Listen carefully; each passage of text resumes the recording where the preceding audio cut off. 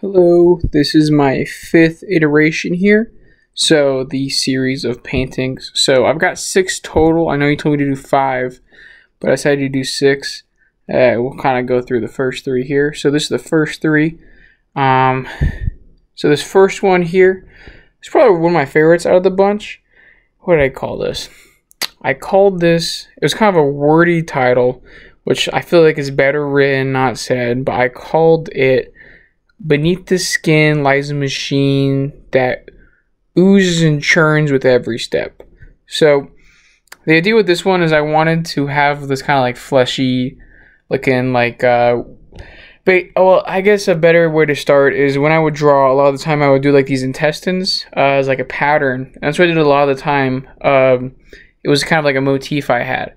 So I was trying to figure out some way to apply that kind of like meat motif to painting, which I guess sounds weird, but this was what I was kind of playing around with. So I definitely want to do more paintings like this in a more applied way, because this is kind of just like an abstract art kind of thing. But I really love this piece, and what I really wish I did in hindsight was had the background blue cross over the foreground red, because I kind of didn't plan a lot of this piece. I was kind of just going with it. I only decided to add the red layer at the end.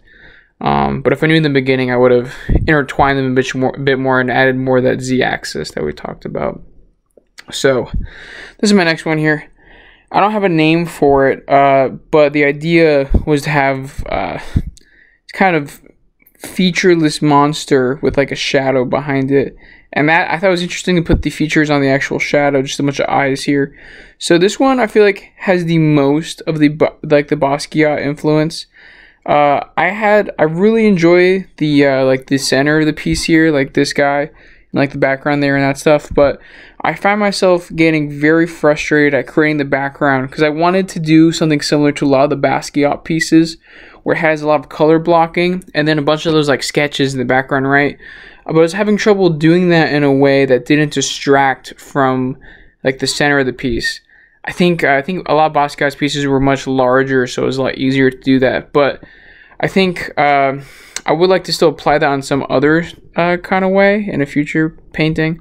I still think that the eyes, with that like simple kind of like almost line art, kind of is a little bit Basquiat. So I really enjoyed this one. I was really tempted to put a face on the guy in the center. Like I could have easily just added like lips or something, but I thought it was creepier to not have any features, or I guess cooler, both, whatever. But I really like this one. It turned out cool. So here's my third one.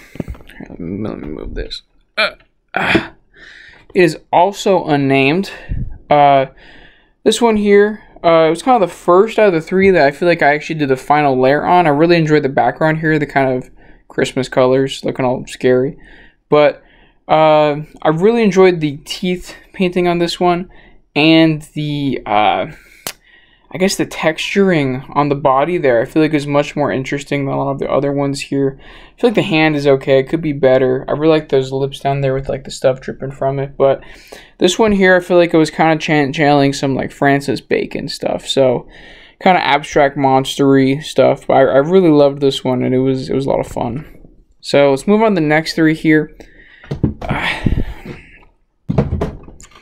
And these ones are a lot much more abstract, but I'd argue they're kind of their own separate series. So if you want to break that into instance iteration 6 because we're low on time, just let me know, because yeah, kind of running low on time here at the class. But yeah, I did these 3 like palette knife paintings, and I love these a lot. Like they're really good, at least to me.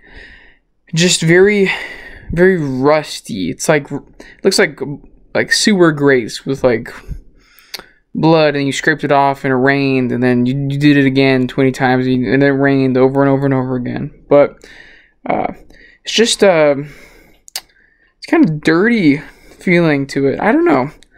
I really enjoyed these though. I used to do paintings like these a lot in the past, but they came from more like anger stuff.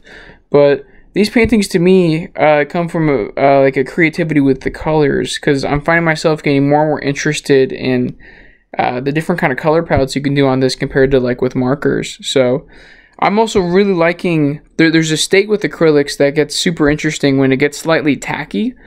And then it feels like you're painting with a whole different set of paints when it gets there, especially when you're using like palette knife stuff. So that's kind of what I was messing around with on a lot of these. So yeah, that's kind of my series of paintings here for this week. Hopefully get all the other iterations done in time here. But thank you all for watching.